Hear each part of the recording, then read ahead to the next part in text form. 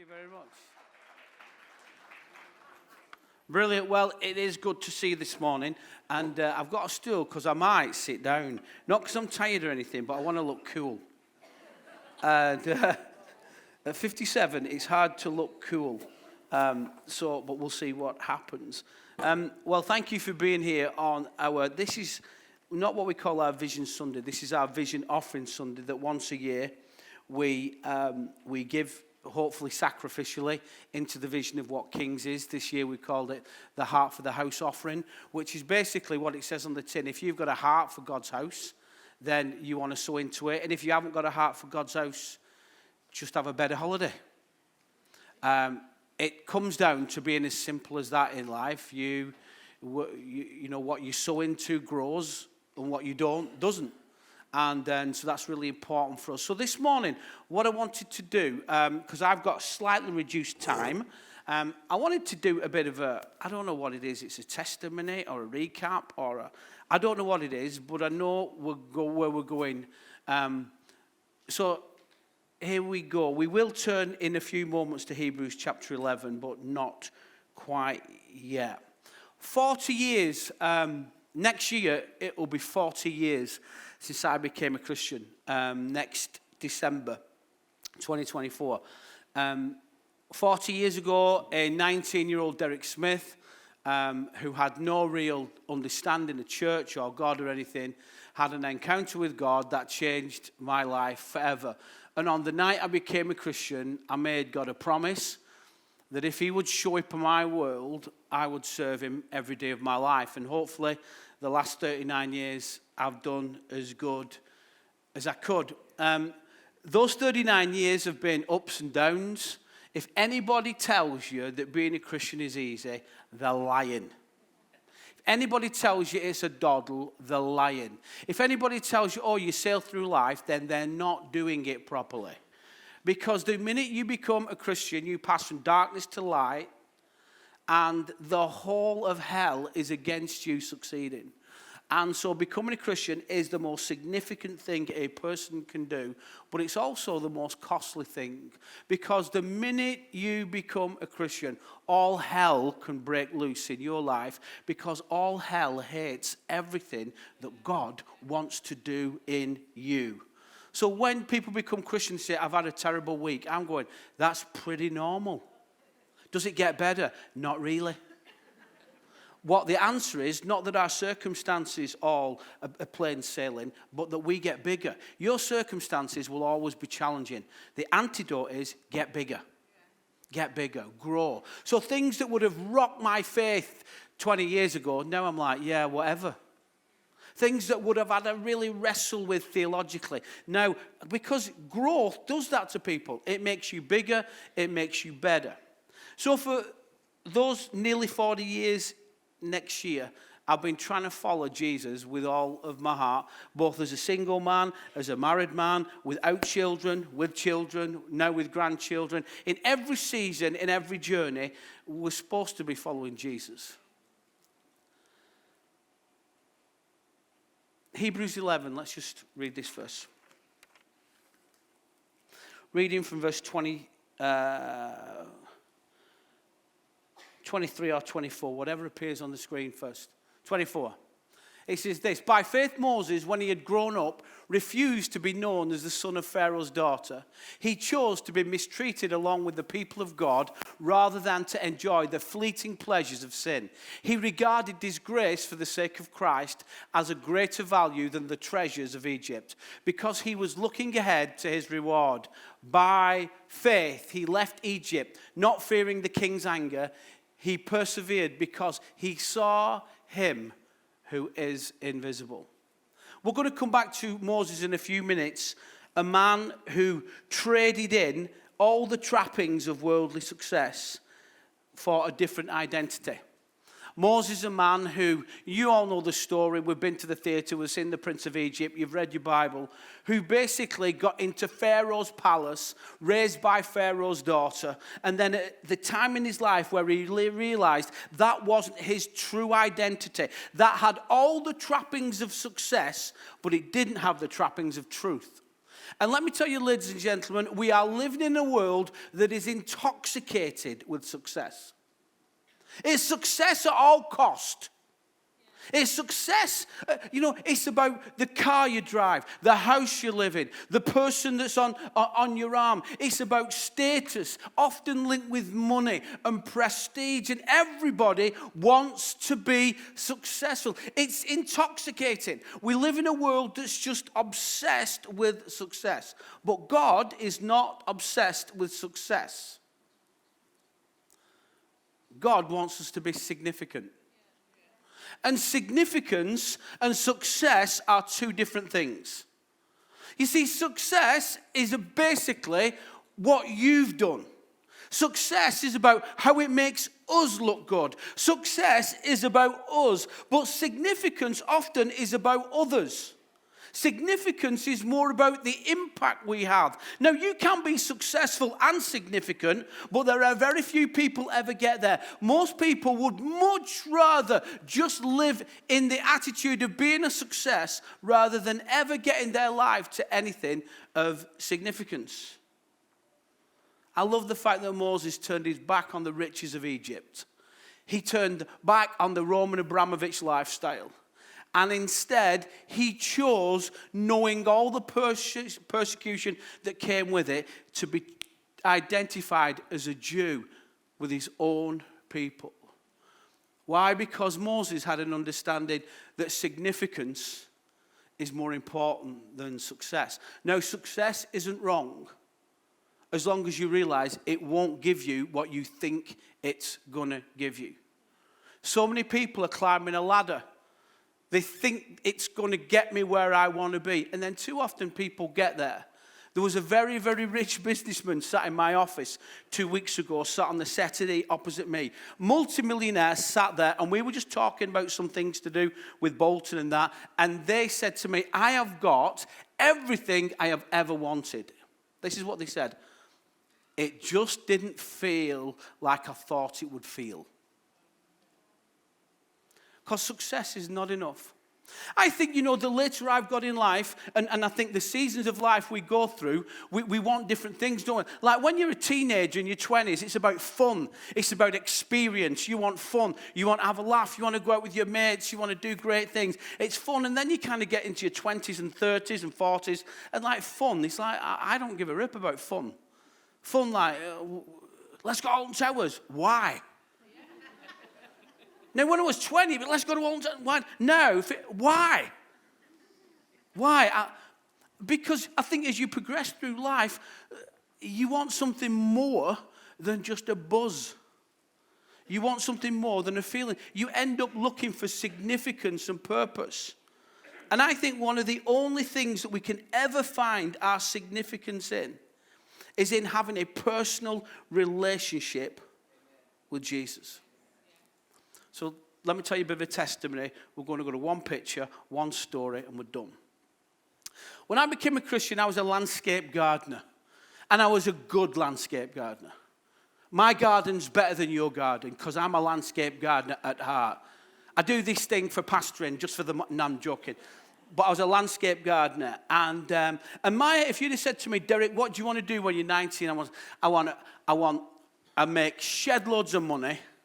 I want loads of businesses. I want a nice car. I want a holiday a few times a year. I want a nice wife. I want the full package. And that's what I wanted to do. And then I became a Christian. And all of a sudden, stuff started to change within me. And I thought, I don't know whether I want to do that anymore. I want to do something that's about others, not just about me. That search went in a lot of different directions, but ended up me giving up my job as a landscape gardener, and for 3 years going to get trained in mid-Wales in a place called Newtown, and then traveling around the UK for 3 years training to be a pastor. Sometimes it was in Bible college, sometimes it was in placements, other times it was on the road doing different churches and doing different projects. And I learned so much during that time of what it meant to serve God wholeheartedly. There has been in the journey of my life 3 times where God has asked me to give everything I've got. I don't just mean generally in worship. I mean literally give everything I've got. I mean, empty everything I've got 3 times. Now, I'm glad it's not every week because I'd be in trouble. But 3 times during my Christian life, God has said, I want everything today in the offering. I want your car. I want your money. I want everything. Now, I'm so grateful to God that God doesn't do that every day.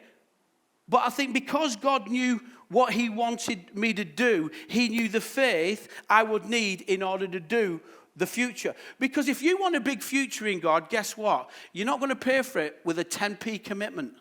And some of us are asking God for massive things and giving him nothing to work with. I mean, some of us are asking God for ministries, can't even turn up to church on time. Well, you know, God the Holy Spirit's not stupid. If God moved in the first song, somebody would be in the car park. Get here earlier, you tinkers. Happy pastor's back. So I did that training, and then in 1990, I came back to Bolton, and I became youth pastor at a local church. And for the next 15 years, had 15 incredible years of growth, of blessing, of God doing so much. I didn't know what I was doing. I would be arrested now for doing, as a youth leader, what I did back then. I mean, the youth one day did me head in. So I took them all to Snowdon in a minibus, tied them all up, and made them climb Snowdon, tied up to each other. I mean, you would be in the newspaper for that kind of stuff today. And I look back on some of the things I did and think, oh, blimey. I hope no investigative journalist goes back into my past, because there's a few things you could probably find about how I did stuff. But I was grateful to God for those 16 years of full-time work and 22 years in my previous church of learning and growing and asking and making mistakes. And then in 2005, through a whole set of circumstances we haven't got time to go into today, that came to an end. Did I want it to come to an end? Probably not. Was it God? Definitely so. But the thing is about God, right, you've got to get this. He doesn't tell you before you need to know. There are seasons in your life where you feel you're falling apart, which actually is God doing his best work. He's just not told you what he's doing. Because if he told you what he was doing, you'd freak out and try Buddhism. But God, in your worst moments, is doing his best work. And so I ended up through a lot of circumstances thinking, okay, I've got to do whatever's in my heart for God to do. And end up leaving. Me and Georgina had no job. We had no church to go to. We had no people. And we didn't know what we wanted to do. We just knew that season of our life, 22 years, was over. And I wanted to serve God passionately. I wanted to build church. That was my vision. That was my heart. But I knew the church that was in me was not in the church I was part of. And as good as the church is, that's fine. It just wasn't something. God was doing something different in me. So we resigned, stepped out. Georgina went to work. I think we were working at Next. I went and got a job at Harper Green School. But before we did all that, we went on holiday. We went on holiday to the south of France. We said, okay, this might be our last holiday for a while. So we'll go to the south of France and we'll just have a family holiday. Abigail was only small. Oliver was only small. And we went to a place called Estoril. And I remember one early evening I was sat around the pool and we decided then we were going to go to the disco at night so the kids couldn't run around. It was open air disco, and it was about 8 o'clock. The sun's going down, eating olives, just chilling out, great time. And wondering, God, what do you want me to do next? God, I'm a bit uncertain. I feel kind of in turmoil. I know what you've asked me to put down. I just don't know what you've asked me to pick up. You know that bit in between when you don't know? It's not a great feeling not knowing, is it? Because one of our human cravings is certainty. And when you're in that season of, well, I knew what I was doing and all this, and then all of a sudden you're nobody. Because I had a good job, and I travelled, and I preached, and I had esteem and applause, and now I was a nobody. And you know what? It was all God's plan. But at the time, it just felt like my world was falling apart. So we're in the south of France. We're at Estoril. there's a disco on, and there's about 200 people on sat on tables, a big dance floor, open air, and the music's on, the DJ's playing. It's just a lovely, you can feel the sun on your face. You're just feeling it now, aren't you? Sun on your face, just lovely. Nice glass of wine. I don't drink, but Georgina does. Leave that with you. And so that I'm just eating the olives, a beautiful moment. And then this girl got up on the dance floor. She was obviously had some learning difficulties and some physical difficulties. So she got up in the middle of the dance floor and she started to dance. It looked horrendous. It was a bit, I would imagine, Ian Scholes would dance. And she just got up and she was doing all these kind of movements. And I watched as 250 people, they're all sat on tables, stop what they were doing, stop what they were drinking, and watch this girl. And everybody was just watching, enthralled in this girl doing all these random movements. And for about 3 or 4 minutes, it's like somebody stopped the clock and everybody was transfixed on this girl. And then, one at a time, people got up to dance with her. So somebody got up and started to dance with her, and then somebody else got up. And I saw the tables empty and the dance floor filled in moments, and everybody was dancing with this one girl, and she danced terrible. And in the midst of this, I heard God, and I don't say that often, because in the 39 years I've been a Christian, I've heard God very few times. I heard God as clear as my voice is to you today, where God said to me, that's what I want you to do. And I'm like, what? I want you to get up and dance and look stupid. And nobody's going to do it with you. But if you keep doing it, I'll fill the dance floor. And that was it. It wasn't an angel came down. There was no keyboard. There was no everybody's. So we came home. We decided to start King's Church. And on the first Sunday in King's Church, and if you ever get the MPV to listen to the recording, this is what I said. I said, good morning, King's Church. God, I'm dancing. And for a time, there was nobody. Where were you when I needed you? Oh, you're all here now, aren't you? Where were you then? Where were you when we were meeting in a coffee shop and I would drive to church, my stomach like in a washing machine? Will there be anybody there? Will there be anybody there, God? And turning up, and if there was somebody there, I would think, oh, God, you sent somebody today. And it was small, and we didn't have all the stuff we'd got, with no buildings and with no money. But we set out on a journey just to trust God. And I said, God, I'm dancing. They better be coming, God, because I'm dancing. And I looked foolish. And then I got a job in a local high school for 5 years. They said, Derek, just get a job for a few months till we raise the money. 5 years. Last week in Kings, there was 1,000 people in church. Last Sunday. 1,047 to be exact. I don't mean people on Zoom. I mean people in church, sat in a seat, worshiping God. No, I need you to know, I am not that good. This is a work of God. This is God. Blackpool had 200 people for the first time ever last Sunday. You see, I am so grateful to God that God is trying to help us to understand significance rather than success. Listen, let me tell you how successful I am. I live in a semi-detached in the worst postcode in Bolton, BL2. If you live in BL2, your insurance is more than any other person in Bolton because you're in the rough bit. I've got a 6-year-old Nissan Duke. I've got no hot tub in my back garden like Phil and Alison Worsley.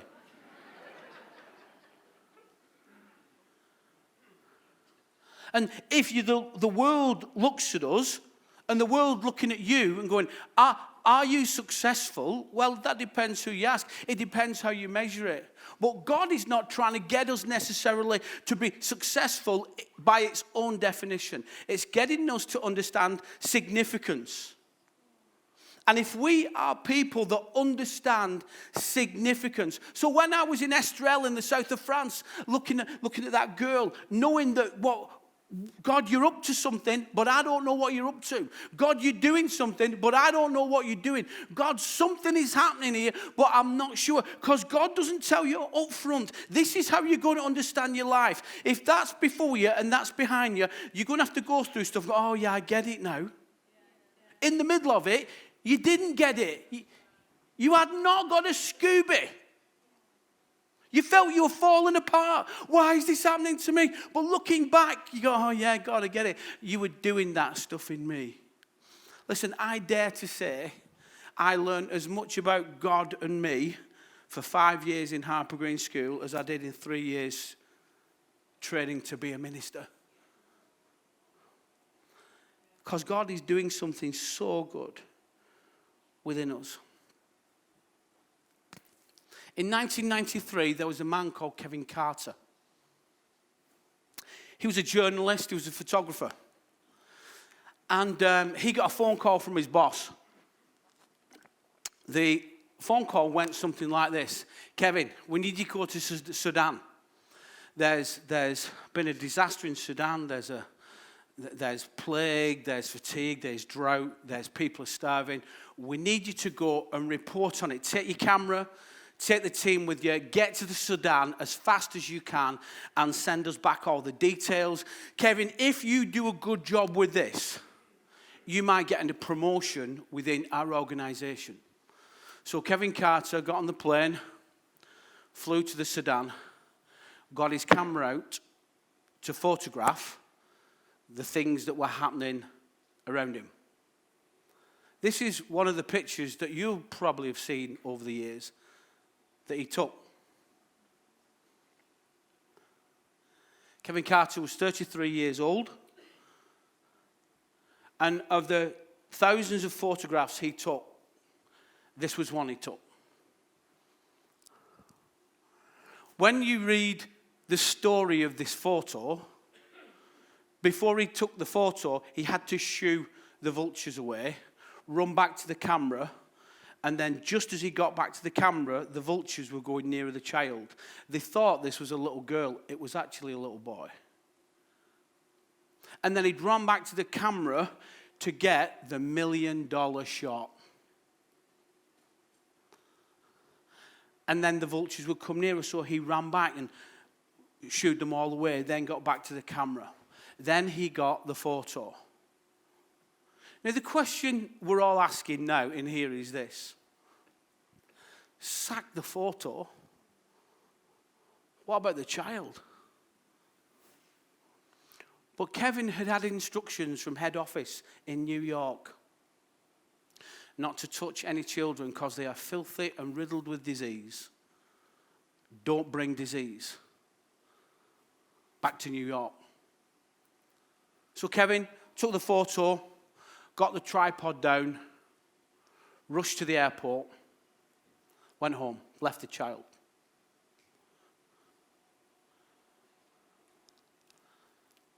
Kevin Carter won the Pulitzer Prize for photography and made over £1 million for that photograph. Let me tell you, incredible success.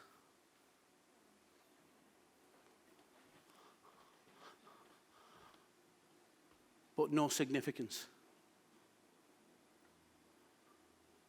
You're probably wondering what happened to this child, aren't you? Because I would as well. 20 minutes after Kevin Carter had gone, a tribesman walked into the village because 800 meters from where this little boy is, it's actually a little boy, who'd walked for days to get to a UN feeding station, and he was 800 meters from the feeding station when he collapsed. 800 meters is probably from here to our old building. But a tribesman walking past picked him up, took him to the UN feeding station, and this little boy called Kong lived. He lived. Kevin Carter went back to New York, walked back into the office. There were a round of applause. You got the photo, Kev. You're doing really well. You've got the Pulitzer Prize for photography. You've gone from zero to hero. You're at the top of your profession. Nobody gets any better than that. Kev, you're a success. Well done, Kevin. Woo! Our talk shows. 3 months later, he committed suicide because this picture haunted him. Because in his moment, he could have been significant. He just chose success. Ladies and gentlemen of the jury, let me tell you, that's why this world is going to hell. Because we are intoxicated with success and care not about things that are significant. People are significant. Lives are significant. Families are significant. Marriage is significant. Babies are significant. 250,000 every year aborted. And nobody's shouting. And we can look at photos like this and we can be moved. And I'm glad you moved because it's moved me all week. But there comes a time in our life where success will never be enough. How much success do you need to be successful? It will never be enough. So I've decided this. You might look at me and say, oh, he's got a semi-detached in Braemere BL2, Nissan Juke, 6 years old, blah, blah, blah, blah, blah, blah, blah. But I want to tell you, I don't give a rip. If anybody ever says, is Derek Smith? I don't care. But listen, I want to know this. I want to know I'm significant. Because our grocery store is significant to every person that comes through the door. Our kids program, our youth program. Every time a kid walks in off the street to our youth program on a Friday night, confused and messed up, and hears what God thinks of them. That's significance. And the trouble is, you only get applause for success. Go, Kevin. But King's Church, while I am the senior leader, will be far more intoxicated with being significant. Being significant to the men and women that are outside of our church. Being significant. Because success is about you, but significance is about others. And yeah, at the end of our service, in about a minute, the kids are going to come back in and we're going to take a big offering. People say, what are you giving to? Well, look around. Talk to the 5,000 people we feed every week through our 2 groceries.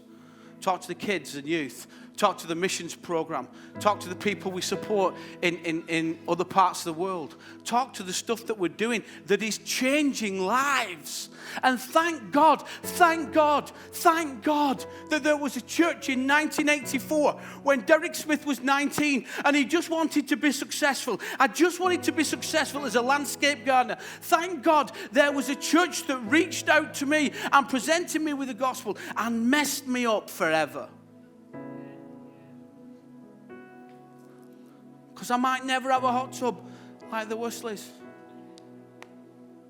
But why? I don't need one. I use theirs. I may never have a luxury caravan. Don't need one. I use theirs. It's not who you know, it's what. But I want us to commit this morning. Because what we're about to do is significant. You may say, will it make me successful? No. Let me tell you what it'll do for you. Make you a little bit more skinter for a bit. Because you're going to give it. But do you want success? Or do you want significance? And I'm grateful to God. You know what? I've closed my Bible and I've finished with this last story, I promise, because time is gone. Kids, if they need to come back in, I don't mind if kids are coming back in when I'm telling this story. I was at a training day a couple of weeks back, and I turned up at this church and I went to book in, and there was a girl on the laptop, and she said, I said, oh, my name's Derek Smith, I'm from Bolton. She said, I know who you are. I went, ooh. She said, do you remember Lancaster University in, I don't know what, 96? I said, I remember being there. She said, yeah, do you remember what you preached on? I said, yeah, I do actually remember what I preached on. I preached a message called I See Dead People. She said, that night, I was 15 and I went forward at the end of your message. And I was self-harming and I was messed up and everything. And that night I gave my life to Jesus. And she said, I'm now pastoring a church. I didn't even know. How good am I? I didn't even know. Listen, let me tell you what will tell your significance ultimately. Walking through the streets of heaven. When people come to you and say, hey, Claire, you don't know me, but I know you. Matt, you know when you did that? You know you should deliver Coca-Cola. Well, I nearly said Coke, but you're not a drug dealer. He used to work for Coca-Cola. Well, not that we know of anyhow. But do you remember? And I want to be significant in heaven, not just successful here. Because guess what? It comes and it goes, it's fleeting.